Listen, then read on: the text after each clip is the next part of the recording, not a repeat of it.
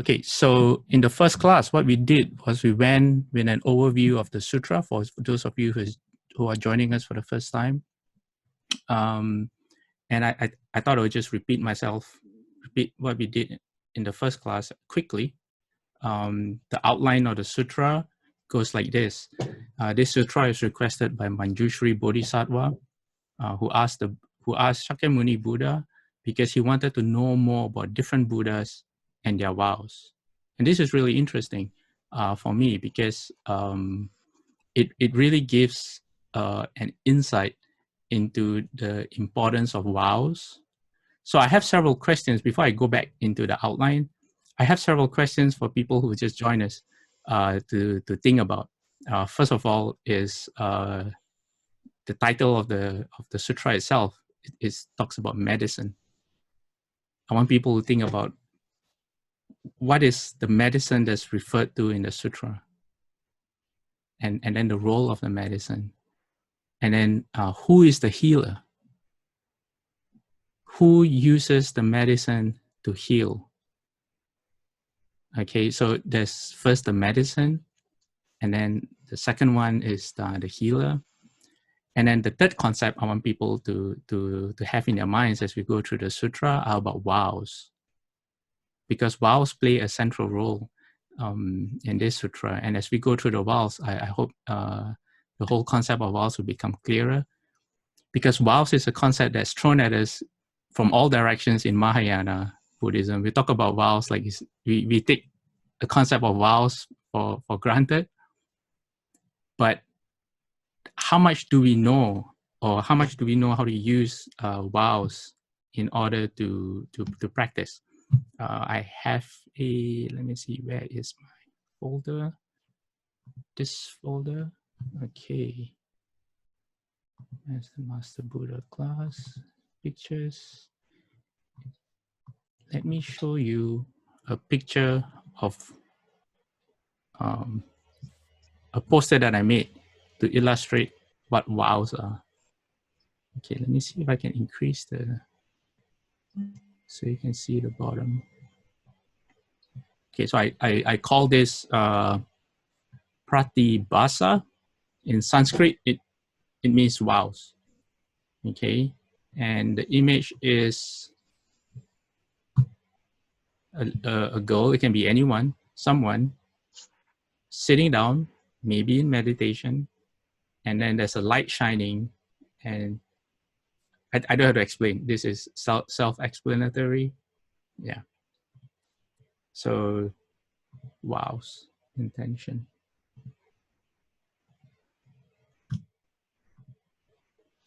Okay, and then the sutra goes, Shakyamuni Buddha then talks about the 12 great vows made by Medicine Master Buddha. And these vows were made before he became a Buddha.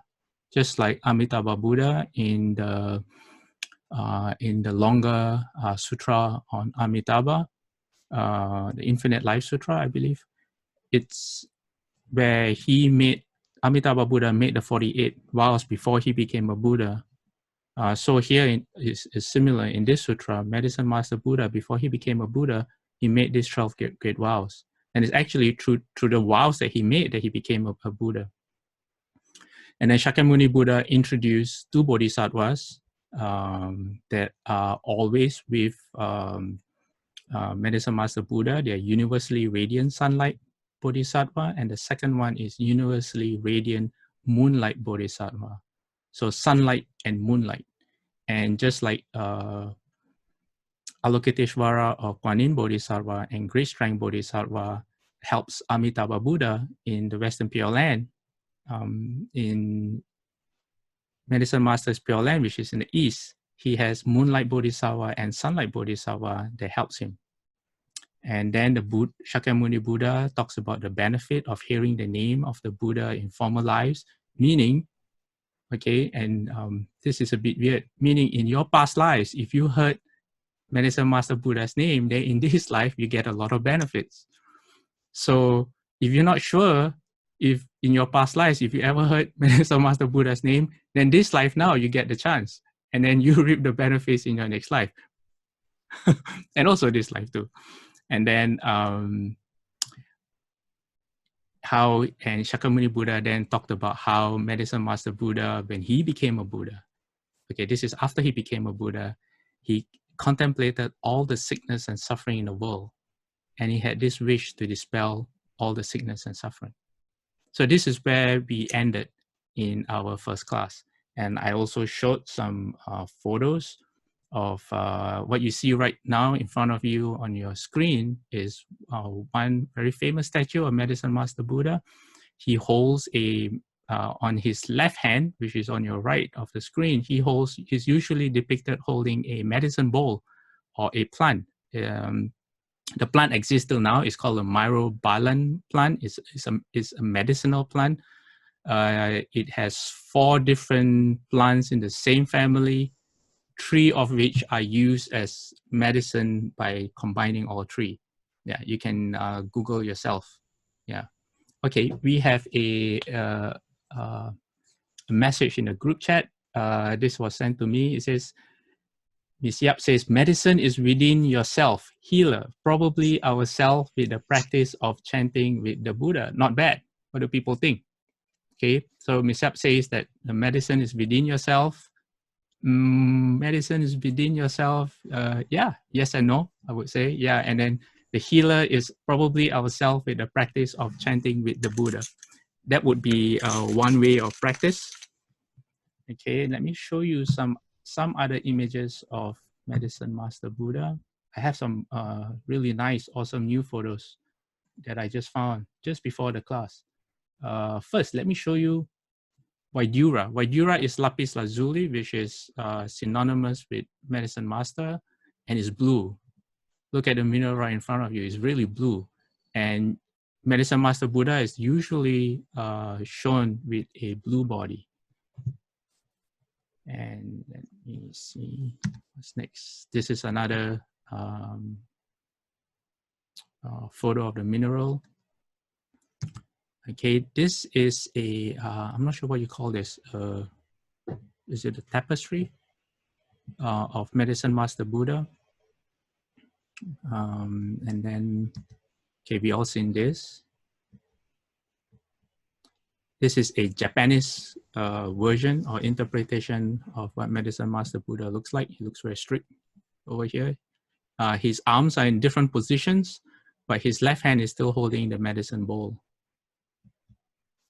This is Tibetan. And this is Medicine Master Buddha at BBM in the Long Life Hall. Yeah, the one that we have 2. This is a smaller one. I think it's about maybe 4 inches high. So I had to get pretty close to get this photo. This statue image of the Buddha that we have is made from glass. And it's really, really nice. Yeah. And then we have this amazing mural. Look, I chose this photo because it gives you an idea of what the size looks like. This is in the Metropolitan Museum of Art in New York right now. So it's not being used for worship. Yeah, check out the size. And this is what it looks like if you're standing in the hall with no one there. And this is a close-up of the Buddha. I think this was taken during the Yuan dynasty. I'm not sure when the Yuan dynasty is. Anyone wants to help me? Look it up on Google. At this point, I would like to, I have a wish for everyone that's online. We have 61 people with us today, which is, it's a bit weird for me sitting here in this room at the Berkeley Monastery all by myself, speaking to a microphone and a screen. And what I would like to encourage people is whenever you have something that you want to share, or a question that you want to ask, you have 2 options. One is you can unmute your mic, and if you're on your phone, I have an iPhone in front of me. I just discovered this about a few minutes ago accidentally. You swipe the screen. You move your finger from left to right. So you swipe the screen to the right, and then there's a tap to speak. So let me see. Tap to speak. Yes, you tap that, and then your microphone gets unmuted. You can ask questions. You can reply to other people too. I shouldn't be the only one replying to people. What I like about doing things in a group is that there is group wisdom that we can share and learn from everyone. So you can just tap to speak. That's one way to participate. And the other way is by opening up your chat box. And let me see how you open up your chat box. You tap on your screen, and then you tap on participants, and then you can press chat.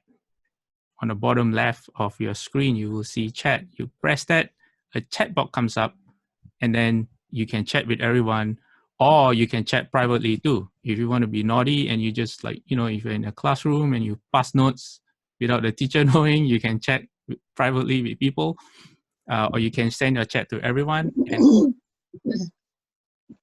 And I'm looking at the chat box now, and Melinda has she sent out a chat to everyone. She says, medicine is a tool to quell disasters. That's really good. Quell disasters. Many kinds of disasters going on now. Year 2020 is such a weird year. There's also internal disasters too, as we shall see. All right, so let me see what else to show you now. Do I have anything interesting? Maybe we'll get back to the outline of the sutra. Yeah. Okay. Oh, before I forget, we have a WhatsApp group that was formed specially for this group, for this class. If this is using the analogy of a university and a lecture, if this online class is the lecture, think of the WhatsApp group as the I knew the word, it just escaped my mouth. But, tutorial. Yes, so you have a lecture and then you have a tutorial. Tutorial is where all the discussions happen, where you can go deeper into the subject that you're doing. In the lecture is usually like one person talking, everyone else listening, although I hope you won't let me do that. Please chime in as well. So please join the WhatsApp group. If I can think of something interesting or any updates, or I find new sources of text that I want to share, I'll be doing that through the WhatsApp group, because that's a lot easier. And people can, my hope is for an online discussion to happen in the WhatsApp group. So if you're interested in joining the WhatsApp group, please, let me see, where's that? Okay, where's that document? Okay, I'm going to pull up this document. Please send me an email. Okay, I have some house rules for the group, which you will get if you join the WhatsApp group. Okay, send me an email at jin.he@drbu.edu and give me your phone number and your name, and then I can add you to the WhatsApp group. All right. Okay. Let me pull this window away. Okay, I just got a WhatsApp from Tan Jiping. She says the Yuan dynasty was about 1,200 years ago, 1,200 years ago. Yeah. Okay. Tan from Melbourne says, Dharma Master, I'm interested. Okay, so send me an email. And then Ms. Sue Wong says, medicine in this case is recitation of the name of the medicine master and the mantra of medicine master. Yes, close, not quite. Okay. And then Jennifer also says Yuan dynasty. Great. She has more info about the mural. The big mural that you saw was done in 1319. Yuan dynasty lasted from 1279 to 1368 AD. Okay, thank you very much. That's very, very helpful. Okay. Okay, continue on with the sutra. After Shakyamuni Buddha explained that medicine master Buddha contemplated all the sickness and suffering in the world and wished to dispel them. Okay, I would ask everyone if to mute your mics. Melinda who's joined us. Her mic unmutes by itself. It's very very weird. Okay, keep an eye on your unmutes. Okay, so then something strange or something wonderful really happened. In the sutra, Shakyamuni Buddha then enters Samadhi. Right when he's explaining, he's talking about Medicine Master Buddha, he just enters Samadhi right there. And then he emitted light from his flesh cowl. Everyone knows what a flesh cowl is? Okay, let me show you what a flesh, pardon my pronunciation, flesh cowl is. Okay. There you go. Cowl on the summit of his crown. This is the 32nd hallmark of a Buddha. A Buddha has 32 physical character, 32 major physical characteristics. And if you can see my mouse circling on this picture in front of you, that's the flesh cowl. There's another one here on this image of the Buddha. I believe the middle image of the Buddha comes from, I've seen images like this before in Taiwan. There's an amazing museum in Taiwan. These are very, very, very early. I think they are about almost 2,000 years old. These statues that looks like this. Yeah. So that's the flesh cowl on the Buddha. So imagine light coming out from this. Okay. Yeah. So he enters Samadhi and light emits from his cowl. And from this light comes the mantra. And this is the mantra of Medicine Master Buddha. And then after that is over, Shakyamuni Buddha explains the benefits and the practice of the mantra. And then the sutra goes into how it protects you from evil spirits. People who use the mantra obtain what they seek. It goes into how people who have nightmares or have inauspicious omens. I can't recall right now what the sutra says about inauspicious omens, but things that, you know, give you the willies, like something bad is going to happen. And then if you are threatened by wild animals like fire and fire, poison, if you're going to drown in water, if you are threatened by knives, you see thieves, very much like what? Like the pure conduct chapter of the Lotus Sutra, if I have that right, where Guanyin saves you from any disasters or calamities that you might have. Yeah, very, very, very similar to that. And the last one is giving birth. Yeah, for anyone who knows someone or who is about, who are expecting, the mantra protects mothers and children.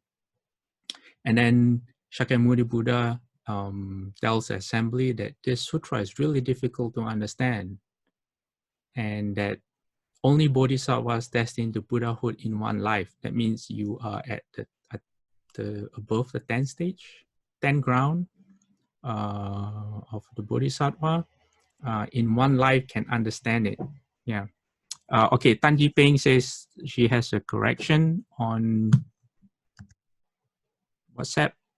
WhatsApp is really nice. When I get a message, I can hear the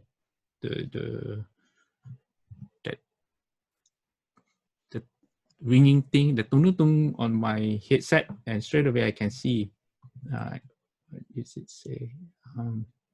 She says Yuan Dynasty about 1200 years ago. Sorry, Yuan Dynasty in China around 1270.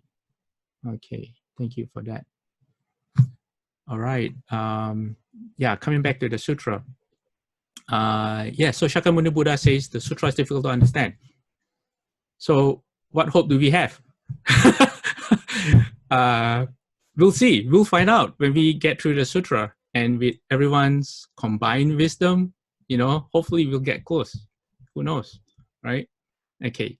And Then there's a bodhisattva, a mahabodhisattva. In the sutra, he's called a bodhisattva mahasattva. His name is one who rescues and liberates.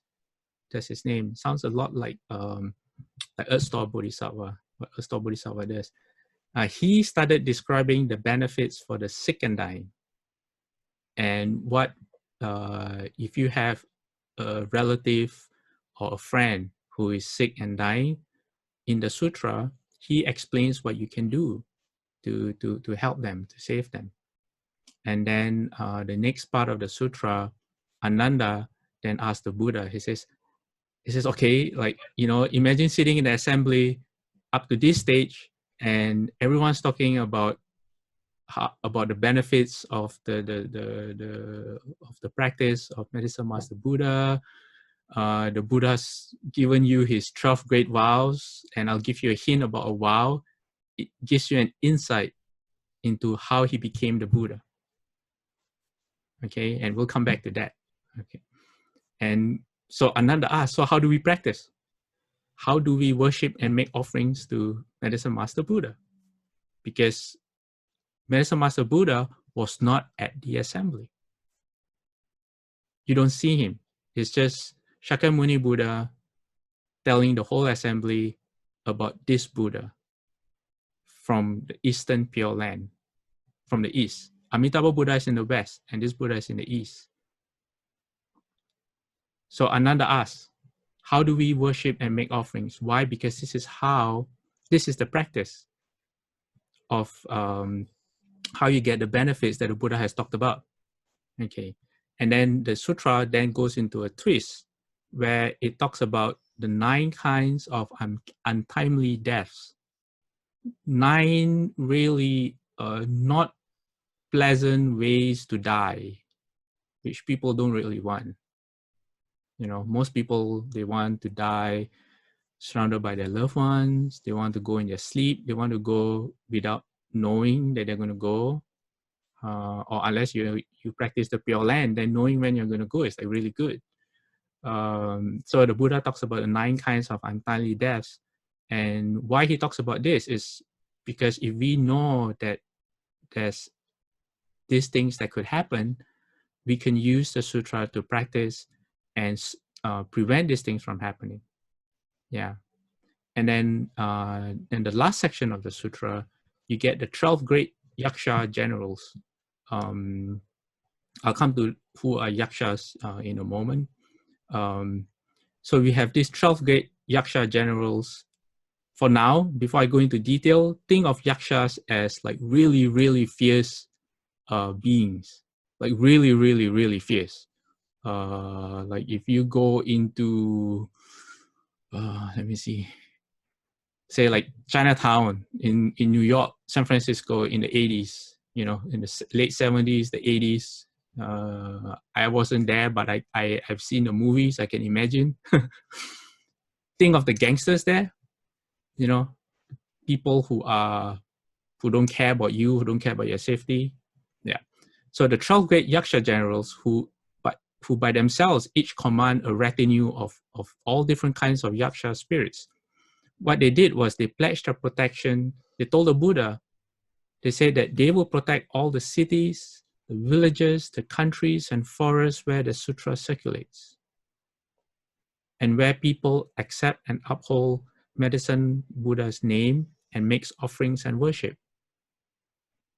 Yeah.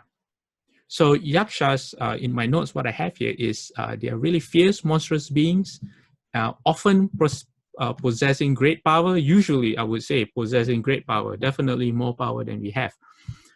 They are usually malevolent, if that's the right way to pronounce that word.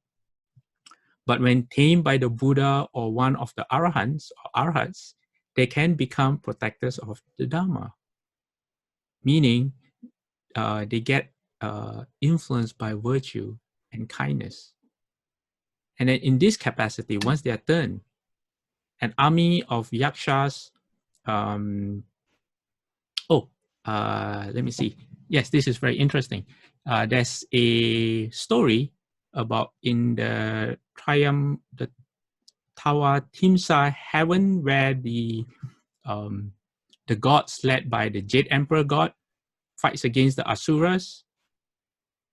If you know that story, and then the Asuras are overthrown because they get tricked by the Jade Emperor who sends them heavenly beer. They get drunk and they get overthrown. Okay, Yakshas actually help the heavenly beings fight against the Asuras. Yeah, so these are Yakshas. And I found a very interesting anecdote about Yakshas. King Milinda, who is a very famous figure in the Buddhist world during the time of the Buddha, he was a skeptic, perhaps, just based on this question that he asked, because he asked Venerable Nagasena, he said, are there indeed such things as Yakshas in the world? And if they are they born? Do they get born and do they die just like human beings? So Venerable Nagasena told him yes. And then King Milinda asked, then how come we don't see their bodies? We don't see their corpses when they die. Okay. And the answer is really, really interesting. Venerable Nagasena said, the answer is that we do. How do we see them? He says their corpses takes the forms of worms, insects, birds, and beasts after death. I only found this out when I was researching for this class. So Yakshas, when they die, their bodies take on the form of worms, insects, birds, and deaths. So the next time I'm going to walk around Berkeley, it's going to be really interesting when I just saw a worm 2 days ago when I went out for a walk. Who knows, right? Okay, we have 7 minutes left on my clock. And this is the time, oh, let me see. Zoom is telling me again, running out of time, the meeting will end in 10 minutes. Upgrade now to remove the 40-minute time limit. Okay, if we have a sponsor, we can remove that. Thank you. Okay, Joanne Henderson is asking, are you going to have the sutra on the screen? Yes, we will have the sutra on the screen when we get to the sutra section, and when we recite the sutra, I will put it up on the screen. So for those of you who don't, say you're using your phone or something, don't worry. You don't need to have the sutra with you. We will be able to follow along. And then Chui says, wrong direction, circulate from left to right. I'm not sure what Chui means. Chui, unmute your mic, let me know. And then M says, medicine is the Dharma and healer is one who cultivates accordingly. The cure is to end birth and death and ultimately become a Buddha. Not bad. Yeah. So question time. I'm going to open it up. So far, I've been the only one speaking, and it's really unfair. Does anyone has anything they want to share or to say? No? Okay, while we wait for hopefully a response, I have something funny to show you. Okay, if I can find it. Where are you? Okay, so let me ask. Malaysia has been under a stricter form of shelter in place than here in California and parts of the US. And I know there's all over the world, there's been a run on toilet paper. For those of you who have, did any of you stock up on toilet paper because you were afraid? Did any of you not stock up on toilet paper? Well, I subscribe to National Geographic newsletter, and in last week's newsletter, they had the thing about toilet paper substitutes. And this is one of them you see on your screen. I think that's a sponge. However, the caption did say they're not sure if this is what you use to clean yourself or what you use to clean the toilet. But this is ancient. This was before toilet paper was invented. Okay, and then the next picture, this is a cleaning stick. This is what you use to clean yourself. Okay, and then before toilet paper, people also use pieces of clay. It did not say if, you know, it's disposable or you wash it and reuse it. And this is not from National Geographic, but this is a plant that in California you see a lot. Some people call it a weed, some people don't. It has a lot of how you say, very soft cotton-like fibers, very short fibers. Let me see if I can increase the size. Okay, like here. See on this edge right here. It's very soft. And there was an article that said, hey, you can actually plant this and use this as toilet paper. Okay, we have one more in the chat box from Tan. May I have a comment? Yes, please. Oh, Jin Rocher. Oh, how nice of you to join us. Yes, this is a wonderful plant. The Native Americans use it for diapers. Oh, they do. Oh, I didn't know that. They have papoose. When they have their papooses, they hold them, you know, on their back. They just wrap these around them. Oh, thanks for sharing that. I didn't know that. But you know, I've noticed when it rains, these leaves, they don't absorb water. Does it become a problem then or the water just runs off? Ever dry. We had to experiment with it. Okay. Or they can, you know, you just call it ever dry diapers, never get wet. Yeah. Okay, so from Melbourne, Australia, we have Tan that says, I think medicine can be the physical form, such as pills, etc., and can be the mantra or the Buddha's name. Both can be combined. Yeah. What do other people think? Any comments? Yes. No. Okay. So if you want to join the WhatsApp group, and ideally all this should be on the WhatsApp group, because then it makes the group really interesting. And we have one more from Lynn. Whatever can heal you is called medicine. Yes. Yeah. Okay, let me show you. If you join the WhatsApp group,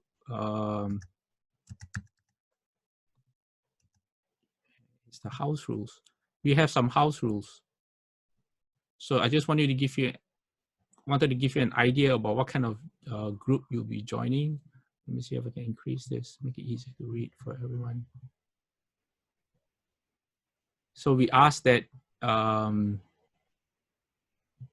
you know, unnecessary messages, for polite messages, sure, but not very necessary, like thanks, Amitabha.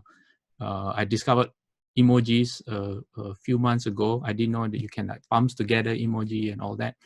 Not really necessary. Yeah, we don't really need that. And then adhere to right speech, please. No harsh, divisive, false, or frivolous speech. And this includes jokes, because I am part of other WhatsApp groups and they send out a lot of jokes. And it's very distracting. We try to keep all messages related to this Dharma topic.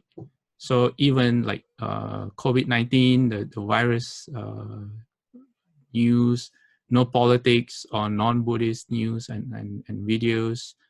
If you have something you want to say to someone, you can just to that person, you can send them a private message. Number 5, you can read it yourself. And number 6, very important, don't share anyone's phone numbers without their approval. And this brings us to something else about this group. Because I'm not very well versed with Zoom, I'm not really sure how to prevent Zoom bombing.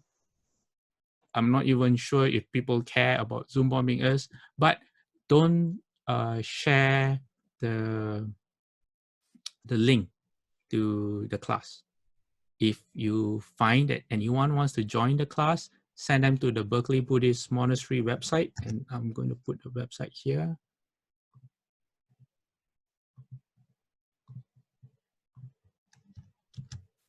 Okay, there you go. Send them to this website.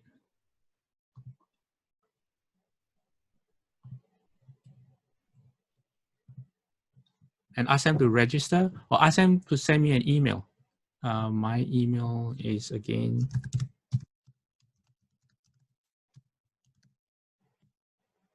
all right. And if you want to join the WhatsApp group, send me a message with your phone number to my email, and then I'll put you on the WhatsApp group. Okay. So we'll see everyone in 2 days' time. Thank you for joining us today. And if you have any ideas or suggestions on how we can make the experience better for everyone, please let me know. Don't have to tell me, oh, it was good, Fashil, or this or that. That's not very helpful. Nice to hear, but not helpful. If you have really good suggestions on how we can improve, that I want to know. All right? Yes, we have, after we have about less than 2 minutes, and think Melinda have question in the chat. Maybe you can check it out. Oh, thanks for letting me know. Okay, can recite. Okay, let me see. I often hear to practice hard so that can reborn in a Western Pure Land. However, seldom here to practice hard to go to Eastern Pure Land. Yes, that's a really, really good question. Because we always talk about Amitabha's Pure Land. So remember that question, and then we'll talk about it next week. Can reciting mantras with a scattered mind still be helpful even in done regularly? I would say yes. And the more you do it, the better you become. It's called a practice. So if you do it regularly, you get better. And then Jane, I would like to join WhatsApp. Okay. I need your phone number, Jane, not your email address. So please send me your phone number through email. My email is right here, highlighted on the screen. Melinda, is it very hard to go to Eastern Pure Land? What do people think? Is it very hard to go Eastern Pure Land? And then what time in 2 days? Same time. Joanne, thanks for joining us. It'll be the same time. If you're in Asia, it will be Monday, Wednesday, and Friday. If you are 1 day before, like us in California, which I think you are in Oregon, it will be, let me see, Sunday. Did I get it right? Yes. Sunday, Tuesday, and Thursday. And yes, Lynn already answered everyone.